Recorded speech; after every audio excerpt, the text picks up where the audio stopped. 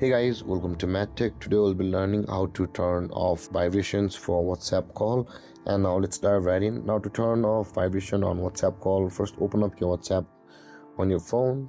And after that, at the top right corner of the screen, you can see there is the three dotted icon available for us. Tap on that three dotted icon on this interface.